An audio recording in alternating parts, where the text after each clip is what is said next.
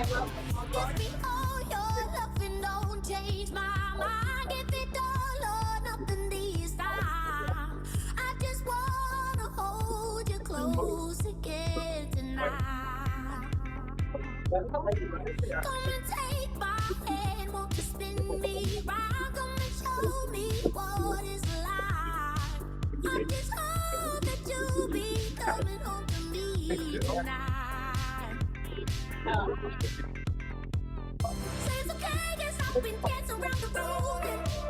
Say it's okay, yes, I've been waiting up for you with a bottle of whiskey. I'm hoping you kiss me soon. Won't you dance with me, know how it feels all the time. I've wasted just to have you near me, 'cause I've been up dancing alone.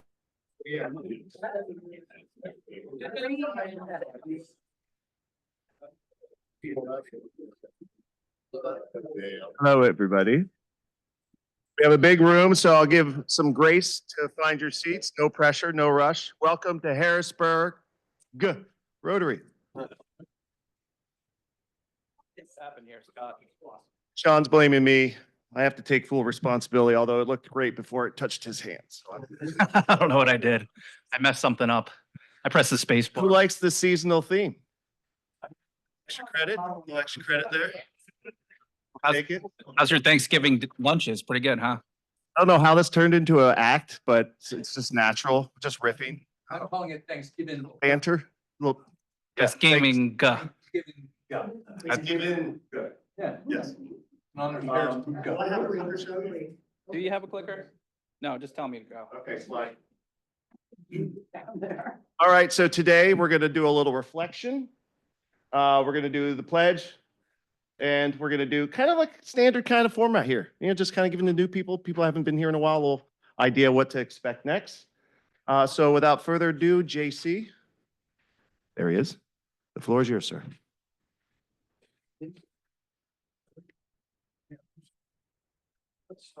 Just the podium, not the floor. Okay, can you hear me? I'm sorry. Let's rise for this. Sorry. I always feel like a minister of that, so I don't say it, but okay, just please. Thankfulness. As Rotarians, we are generally blessed with our lives. They're pretty good. We have opportunities that many around the world do not have. Let us remind each other and ourselves that we have many reasons to be thankful. We have the ability to serve other people less fortunate, either locally or on the other side of the globe. Open our hearts and our checkbooks to those in need during these coming months. Help us keep the four-way test front of mind during this joyful season as we are reconnecting with family, friends, and loved ones. Thank someone randomly for a kind act you've noticed them doing, then watch their smile and how it makes you feel.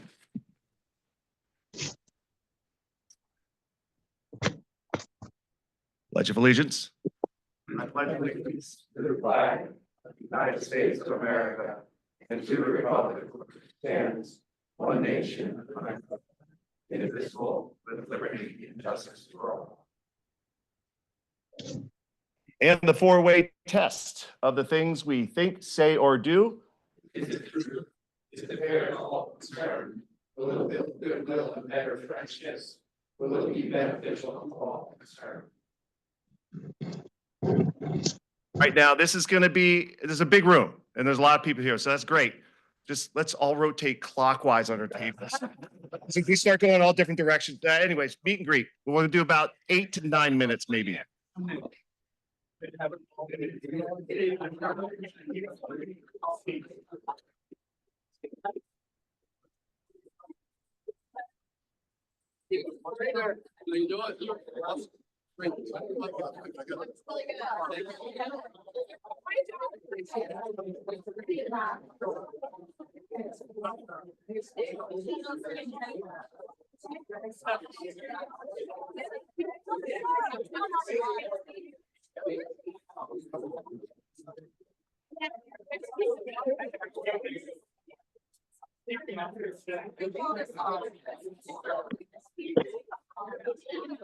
All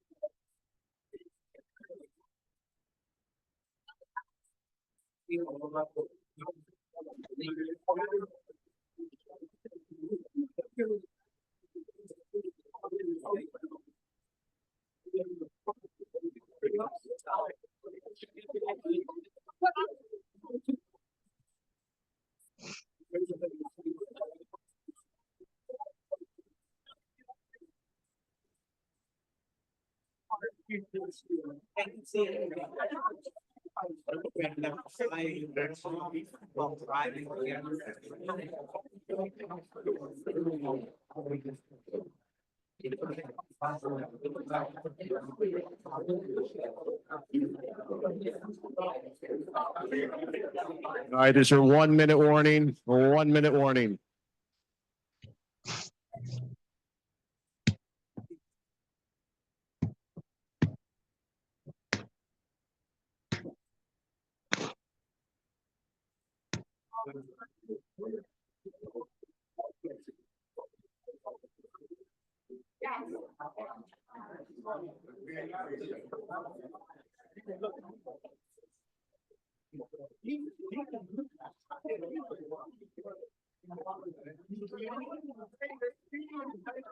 All right, we got a lot of people here.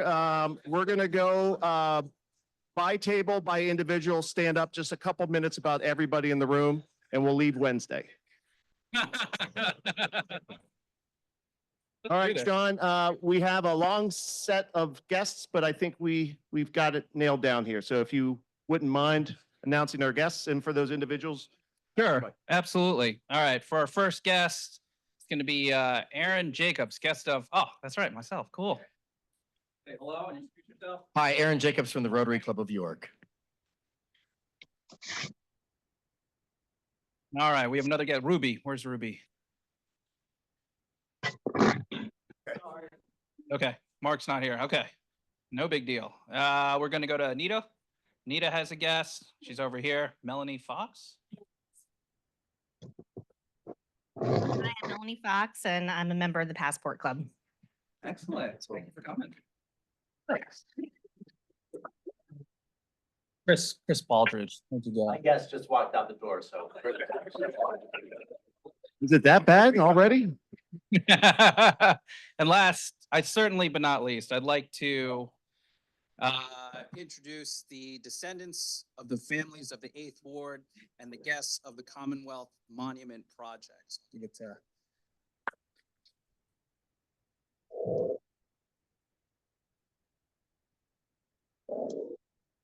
Hi, and then on the Zoom room, have any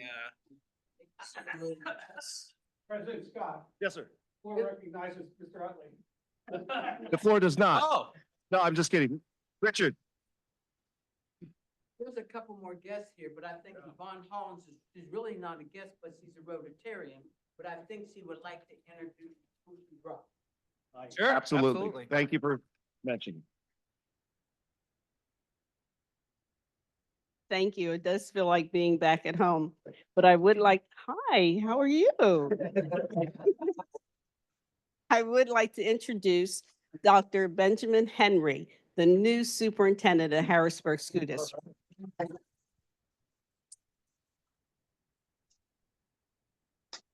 Welcome. Anyone in the, oh, we got a couple. Did people. we miss anybody else while we're, oh, we got one more over here. Sorry.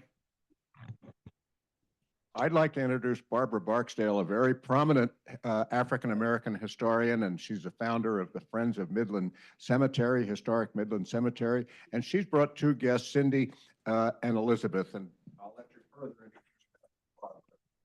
introduce. Okay, talking about off the cuff here. Good afternoon, well, it's afternoon. Yeah, good afternoon, everybody. As he says, my name is Barbara Barksdale, and I am the founder and president of the Friends of Midland, which takes care of the historic Midland Cemetery. And in doing so, I am also one of the founders of the Pennsylvania Hallowed Grounds, along with Lenwood Sloan and a few other people. And in doing that, we found that we have a lot of wonderful people buried in the Midland Cemetery, as well as around the state and also the country. With that being said, one of the descendants of Peter Sullivan Blackwell, or let's say connected to Peter Sullivan Blackwell, is Cindy Cox. You mind standing, please? All right. Thank you. Thank you.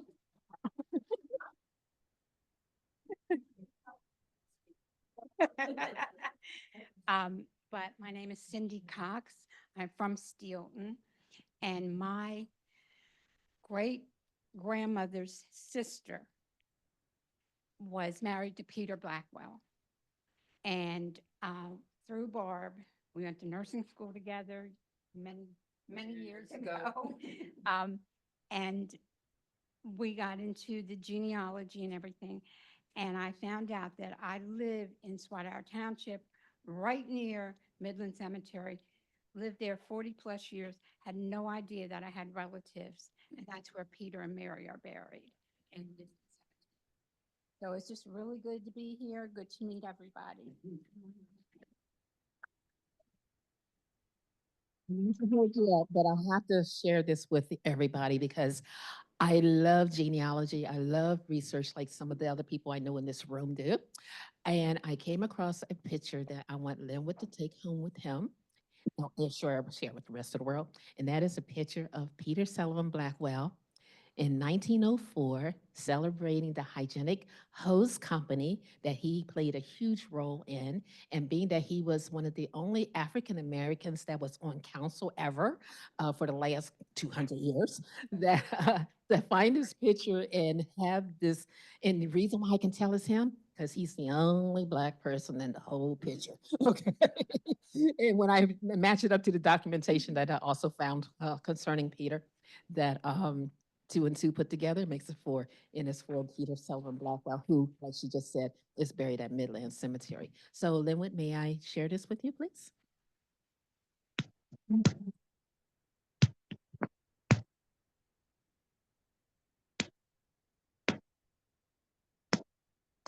I'm not the best at all this here geographical stuff or computer stuff, but we did try to, what do they call it? Called cropping. You know, there's a crumple. Okay, try to pull him out of here.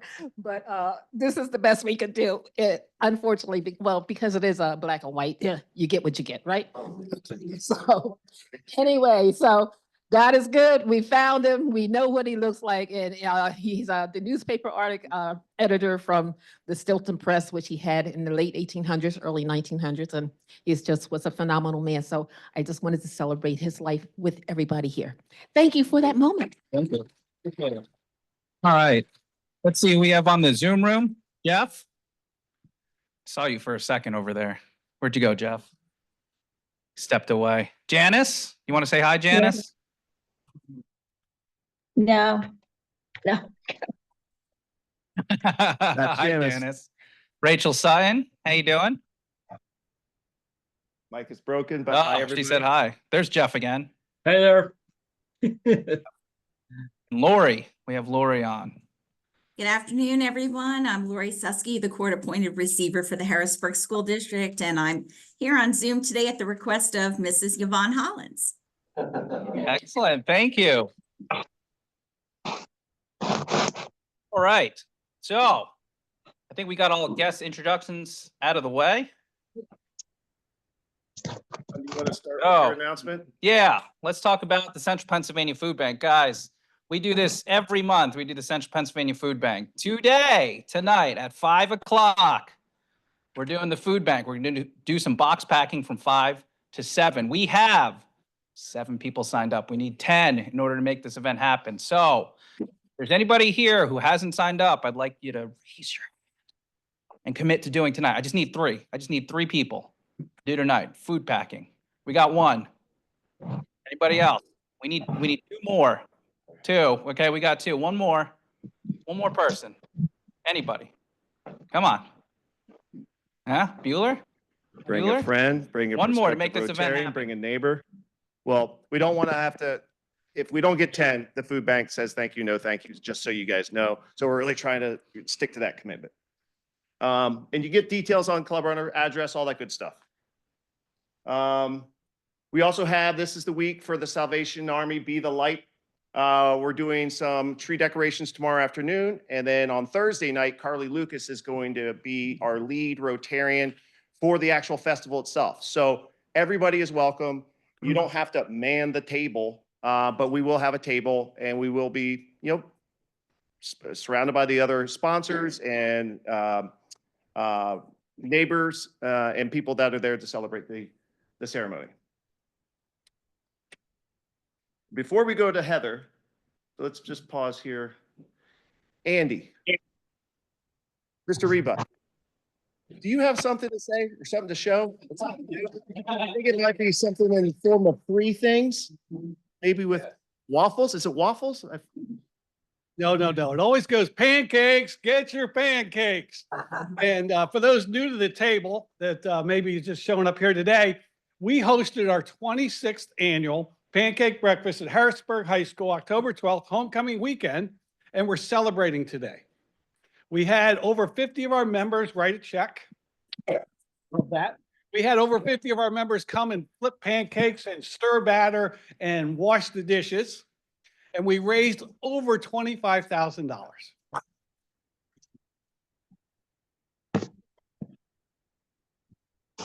The first way we're going to celebrate is we put all the names of all the Rotarians in the Rotary bag, and we drew the names this morning. My honey and I, Gail and I, we came up with 5 folks that will be featured on a billboard with your smiling face. So if you hear your name, it's easy. All you do is give me the photo. I'll send you a proof of the billboard, and I'll tell you where and when to see your smiling face. Okay. We go to my glasses just to make sure. Oh, no, I'll just do it without. All right. Okay.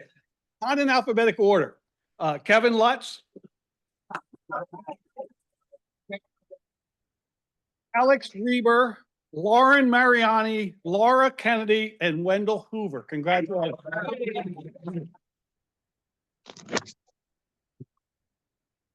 Well, the big list. I think there were 80 names in that hat. So the big gift today, or the big celebration, is we're going to present a $15,000 check to the Public School Foundation, Chris Baldridge and his group, and the superintendent would come forward, and our good President Scott is going to present the $15,000 check, and that is a victory.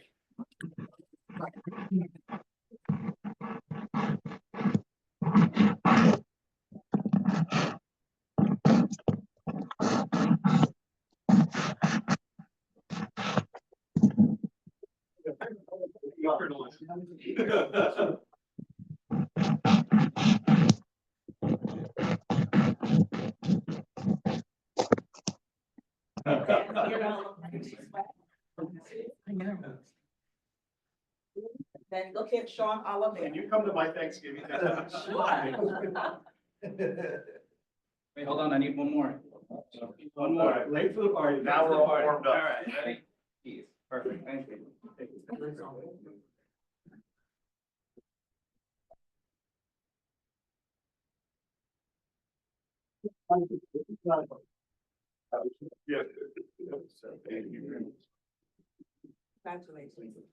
All right, trying to stay on time here. We're doing a great job. Heather, you ready? I have no clicker. It's really tough to manage all these PowerPoints and stuff with one, so sometimes it works, sometimes it doesn't, but the floor is yours. All right, a lot of people here today. But anyway, I'm Heather Eyster. I work for the Harrisburg Regional Chamber and CREDC. I have a long title, but basically I'm in charge of their membership, development, and engagement. So it's been great. I've been there for almost 2 years now. So I have a lot of explaining to do with some of these pictures, especially that one in the lower bottom. People are going to be like, what is that? But anyway, you'll realize in due time. But I'm from Carlisle. I grew up, went to Bowling Springs High School. Yes, I'm a bubbler. I didn't know that was like such a thing till I went to college, that people were like, so you were a bubbler? And I was like, yeah. But yeah. I'm married. I live in Camp Hill. I have 2 kids, Emma and John up there. They're 2 and 4, and married to my husband, Paul, who's worked with trouble youth for the last, I would say, 15 years now. Very patient man, very nice guy. But anyway, I mostly grew up with my cousins, my grandparents right there at the bottom. So my grandma was actually an avid hunter, a renowned hunter. And as you can see, I thought the guns in the background like that was like a very normal thing. It actually goes like, this is their living room. That's just one section. And then it wraps the whole. Yeah. But anyway, we did everything together. Everything was very outdoorsy. They were very fortunate. They had a lot of land, and we were just outside with my cousins all the time. And with her being an avid hunter and knowing a lot of guides, she would go on some of these hunts. We wouldn't go with her, but then she would take us on vacation there. So we went on vacation to like in Alberta in Canada, where we're 200 miles from the Alaskan highway. And we're like we're on this big, beautiful ranch, but it's no electricity. We're like fishing for food. We're camping. We got to ride horseback. Like, it was really cool, but we would do it for like 2 weeks. So she was very into teaching us like about the outdoors, teaching us about survival and appreciation of what we have, and appreciating animals too. So she wasn't just a hunter, just like killing anything. My dad, he was from Hershey. So my dad's whole family worked at Hershey. My grandma, my grandma's sister, both of my aunts retired from the Reese's factory.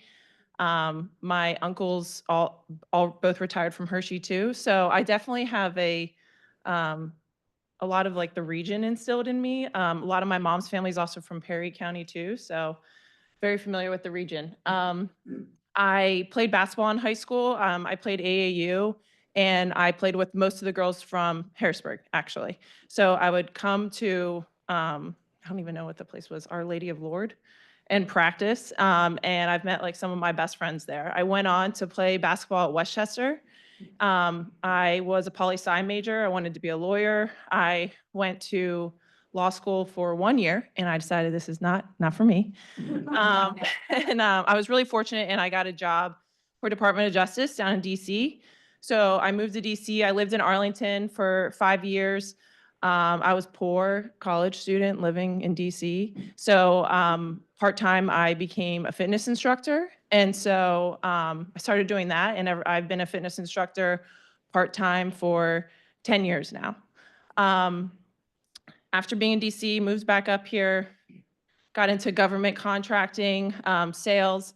And then I met my husband at HU's first concert that was on like Market Street. They had it like on the street before they had it on the riverfront. I actually met him before that playing pickup at the JCC, but I don't remember because I'm an athlete and I was playing basketball. He gets mad at me about that. He's always like, that's the second time we met. And I'm like, hey, okay, like sure, second time we met. But anyway, we really hit it off. Less than a year later after that, we got married up in that corner. 2 weeks after that picture, I found out I was 6 weeks pregnant. So that was exciting. And yeah, so we've had it kind of a fast track. We've only been together for 6 years, but we had 2 kids and we bought a house and did all the adult things like very quickly. But I guess like just to wrap all that up, the things that I would say about me is I'm still an athlete. I still look at myself as an athlete. And I don't just mean that from like, do I want to, I don't know, run or play basketball or whatever, but I have like a very like team outlook on things and my job. I'm passionate and I like to get behind what I'm doing, get behind the region that I live in. And yeah, just like feel good about what you're selling or you're putting out there or whatever it may be. Rotary has been like one of the best organizations I've been involved in. Whenever I came to the chamber, they told me this was something I had to go to as part of my job. And I was kind of like, okay, we'll see how it goes. And I've told actually a couple people in this room that it was the place I made the best connections because people genuinely wanted to help one another. And I know we're a service organization, but I also feel like we should say we're an educational organization because it is a great way to learn even more about this great place that we live. So thanks.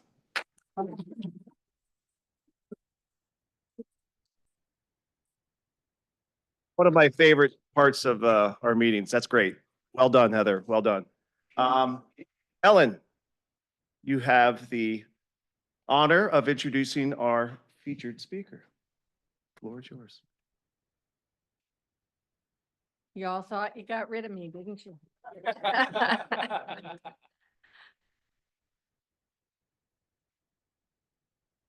Good afternoon, everyone.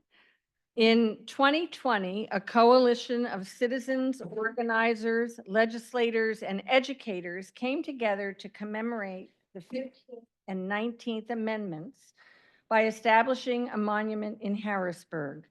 This would be a memorial dedicated to the capital city's significant African-American community and its historic struggle for the vote.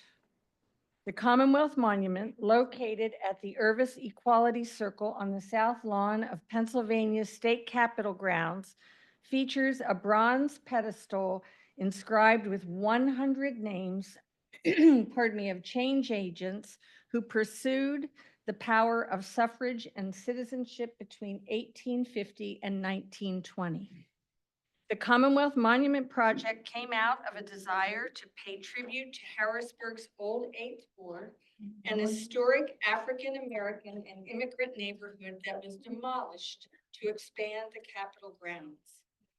The best way that Lenwood Sloan, the executive director of the Commonwealth Monument Project, could think of to honor the memory of those folks was by introducing people to the families that once lived in the neighborhood. On the monument, 100 names were inscribed, but that wasn't enough. Lenwood wanted people to know their stories. We came to the revelation that we couldn't just write their names, he said. They are not merely names in a sentence, but stories that were lost to us. We need to tell the story about these people. With the help of David Pettigrew and Messiah College students, finding the stories behind the names on the list was only the start of something much bigger. Messiah students sent out graphics on social media looking for descendants of the 100 names they had learned so much about. The monument tells the stories of those 100 freedom seekers, abolitionists, activists, suffragists, moralists, policemen, masons, doctors, lawyers, musicians, poets, publishers, teachers, preachers, housekeepers, janitors, and business leaders, among many others. In their committed advocacy for freedom, equality, and justice, these inspiring men and women made unique and lasting contributions to the standing and the life of African Americans, and indeed, the political power of all Americans within their local communities and across our country.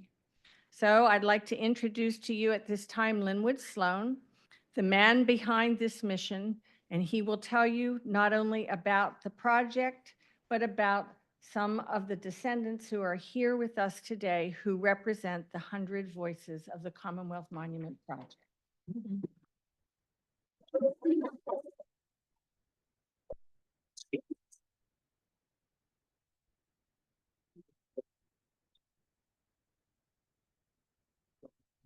Yes, please.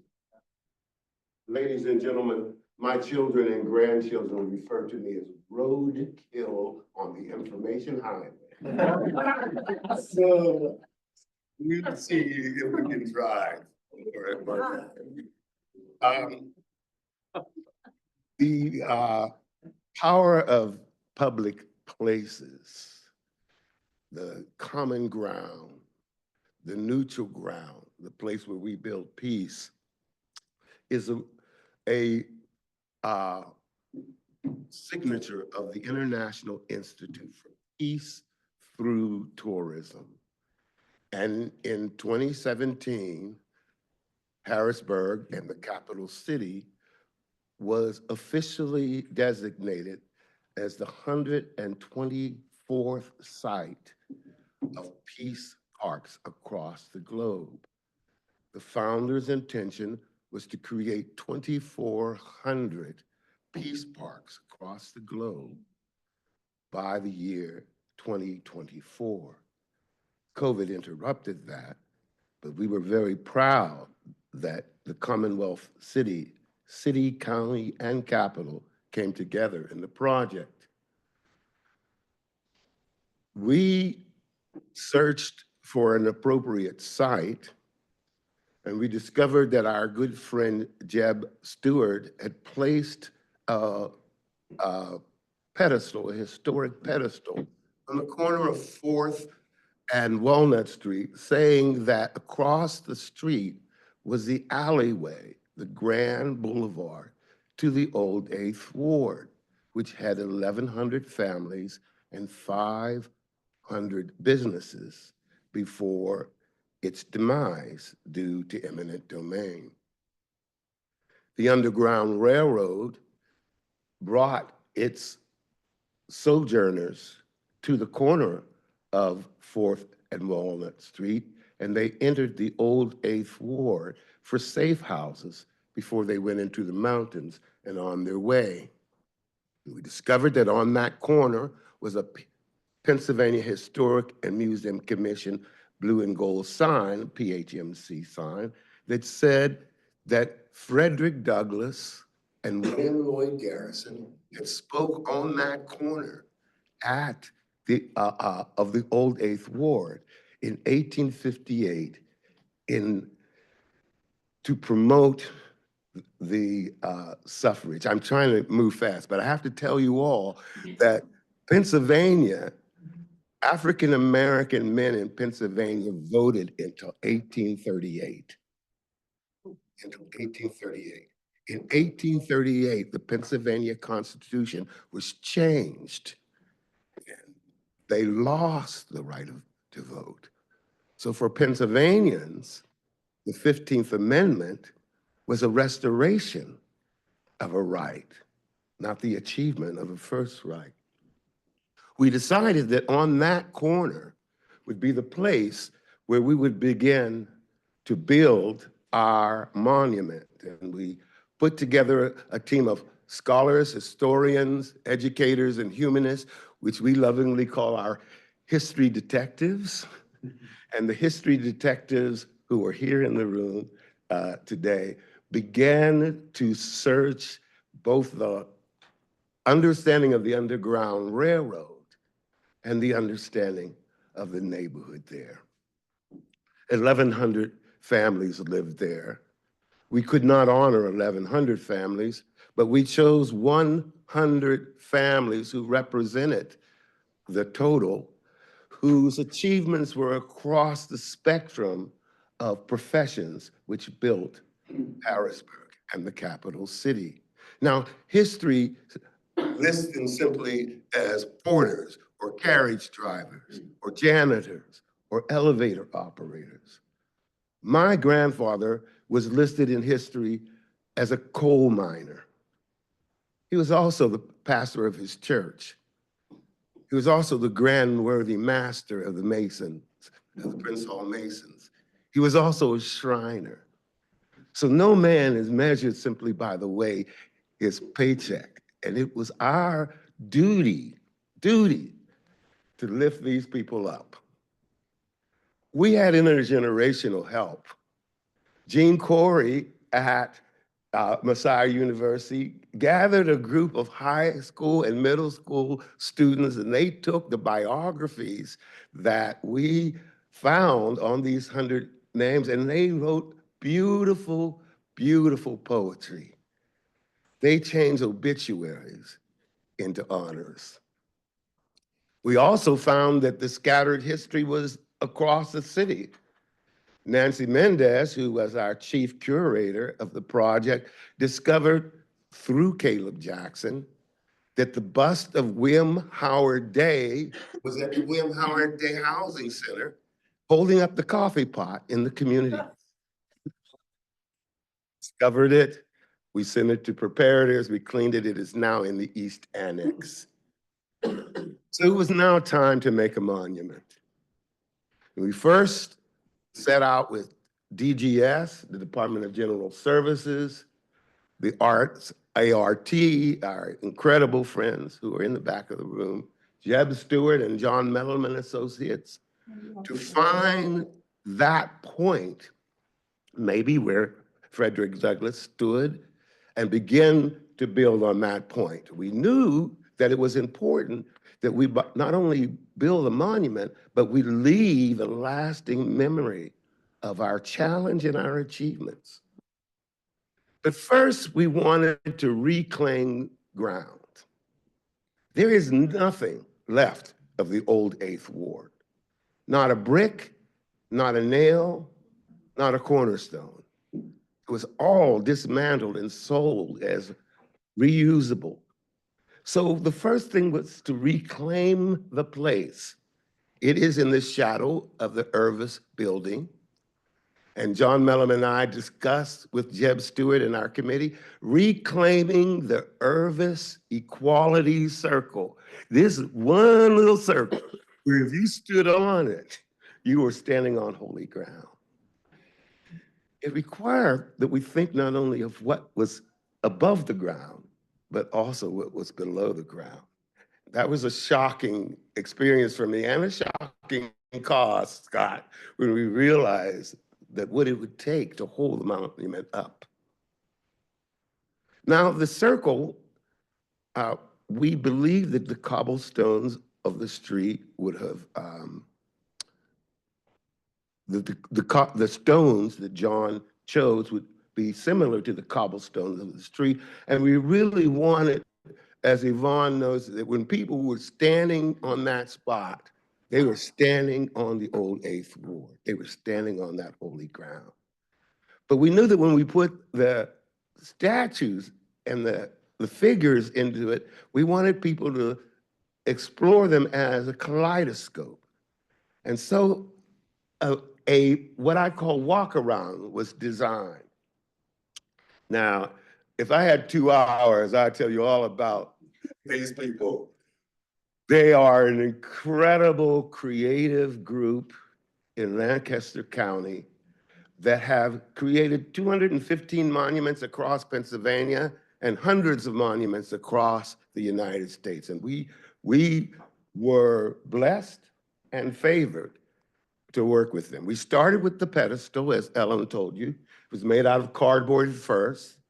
They applied plaster to it. And because there were no references, they took photographs from old pictures of the old 8th Ward and made tableaus and placed the names in the tableaus around it. And then we got really creative. Somebody said, Jeb Stewart found an 1870 map. And somebody laid the map down, and Becky said, what if we lifted the map up and we created the old 8th Ward on the top of the pedestal so that people could come and they could put their finger on it and they could run down the street and they could find their grandmother's home. And by the way, sir, if you ran your finger down it, the oil of your finger would shine the bronze. And so it was encouraged. This is a touching, ART, AIR, use an old lost wax technique. The cast is poured with wax. The wax becomes the mold becomes bronze. It is taken apart and welded back together again. Then the art is painted with fire and patina. It's an incredible experience. And sir, this was a STEM course, by the way. This is science and technology and inspiration. We were ready to place that pedestal on the Irvis Circle and begin to create. I put this in because Webster says that magic, the definition of magic is using ordinary things in extraordinary ways.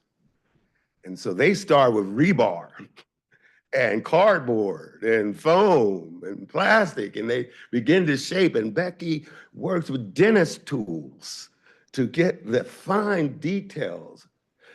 And finally, we had the 4 figures, but we did not have the narrative.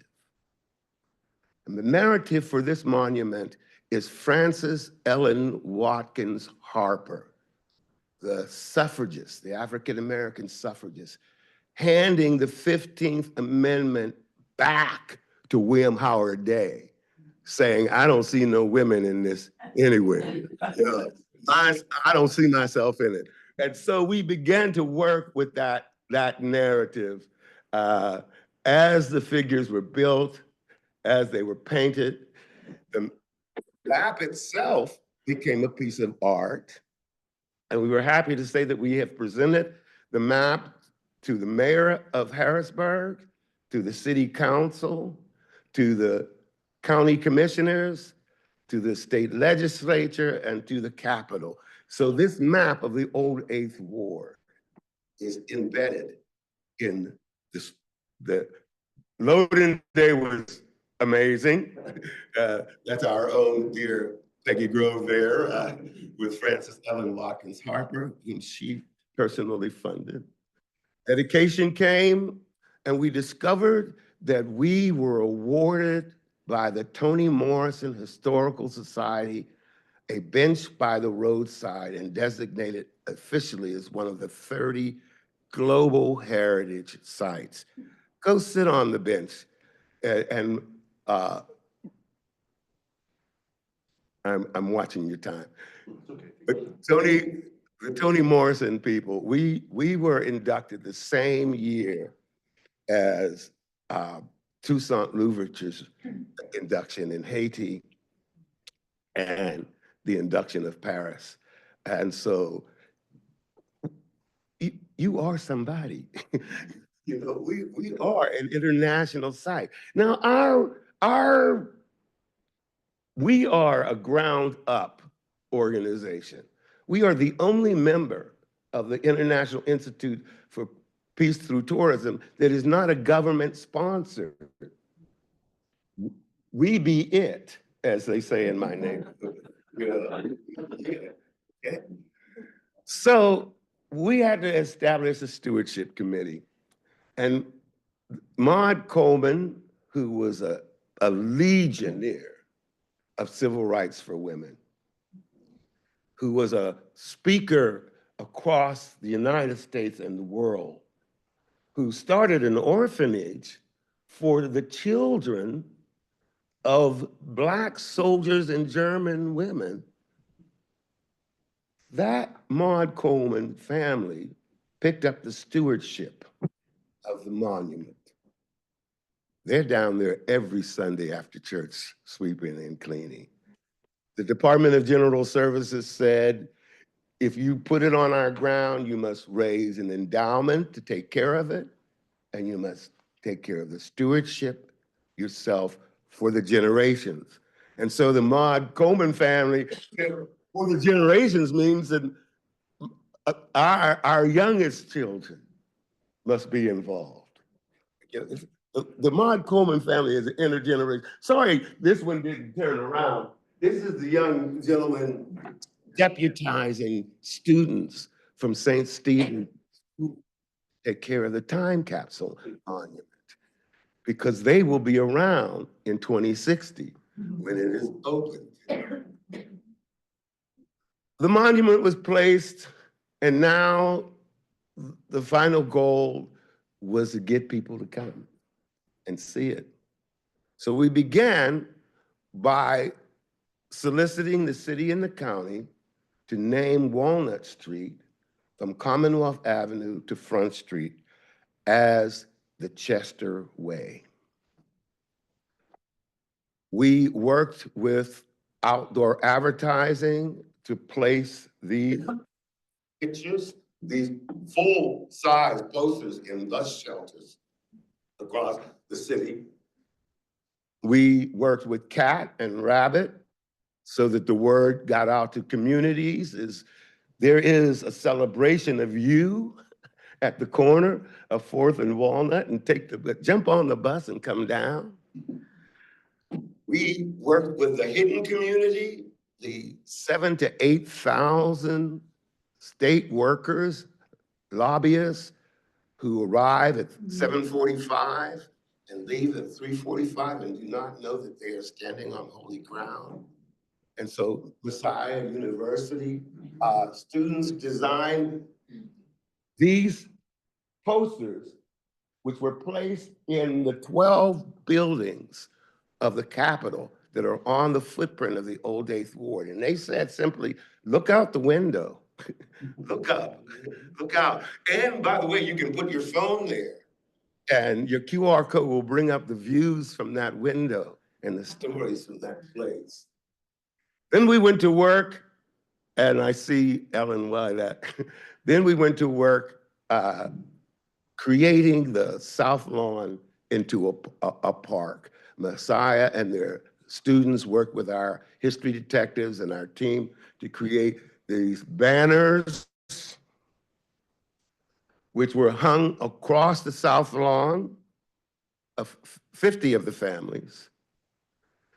And these posters of 25 families who are still active in the community today. Families like the Walter Hooper family of Hooper's Funeral, who have buried us for 150 years, and they're still committed to their community. Together, those students created the sense of place, and the last thing to do was the sense of animation. Our Pennsylvania past players told stories. There's David Morrison in the corner of that picture. This is William Goodrich and Harriet Lee on the steps of the Federal Building talking about the fact that the bounty office was 1 block from the old 8th Ward. And as the folks in the old 8th Ward were harboring freedom seekers, the bounty hunters. And our last and great achievement was every place needs a destination.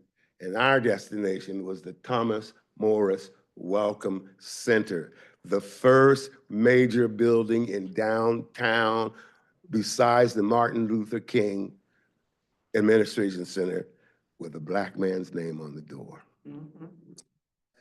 Thomas Morris Chester, the first Civil War correspondent, an educator, an inspirator, created an incredible legacy during his life. His mother lived on Chestnut Street where he was buried. His family's Oyster House was on Market Street where the Whitaker is now. And so we felt that the Chester Center, there at the Chester Center is an exhibition about how to make a monument. And you can see the entire process.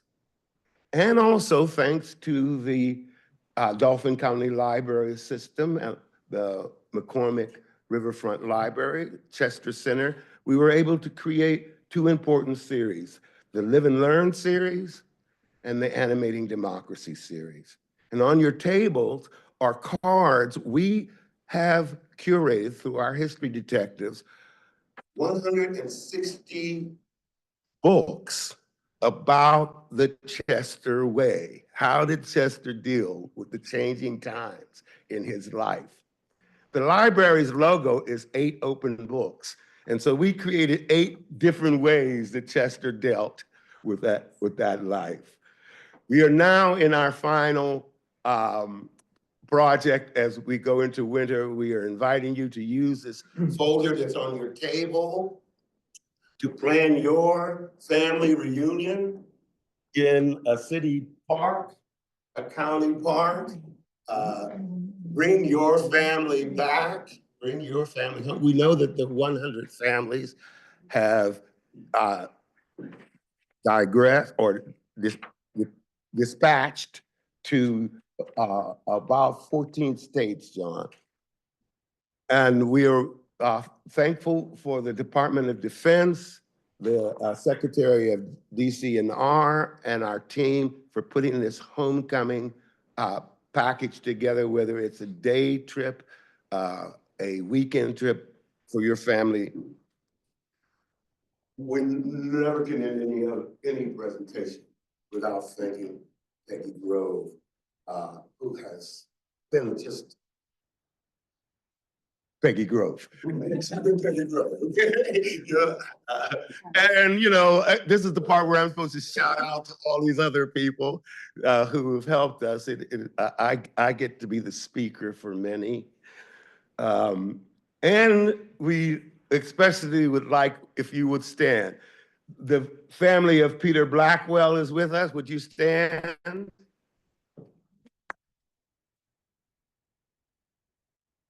Family of Maud Coleman is with us. Would you all stand? The family of Dorothy Curtis here with us. The Walter Hooper family is with us. Still serving the community.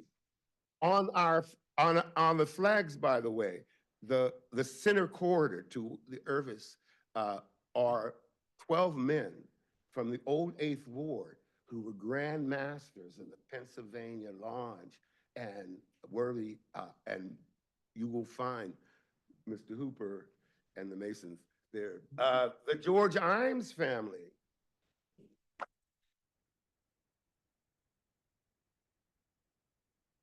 We salute George Imes' family both in the 100 Voices and in the white carnations of the United States Colored Troops. Last week was the anniversary of the Grand Review, and so we honor you also for your Civil War service. And the Hannah Braxton Jones family is here. And Miss Ruby Daub representing the Eyster Popo family. Daniel Potter's family is actually Danielle Bowers and Miss Vivian Bowers. And so when you see them, give them an embrace. And the John Scott family.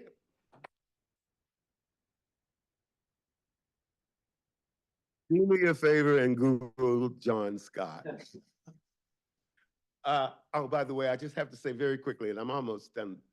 I went to teach at the John Scott School recently, and the students were like, so what's this John Scott about? You know, I thought, wait, whose fault is that? You know, it's nobody's fault. It's all of our responsibility. And here from Slaughter family.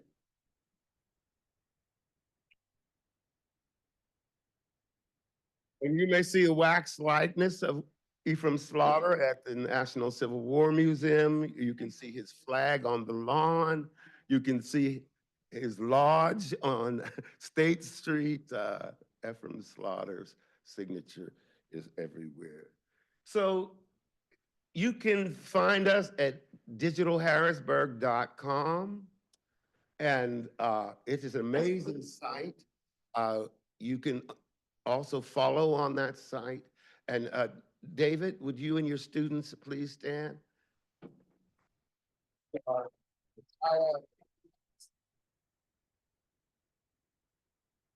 And Kim and Brian, our history detectives.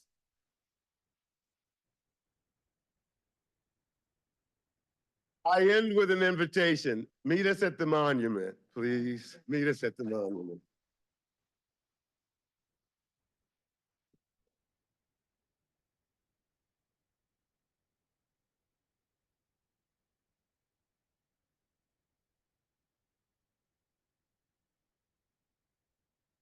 Wow. If we could, anyone here representing any of the families, if we could have. As you muster up here, I'll go through just a couple of announcements. So feel free to walk on up. I have a mobile mic.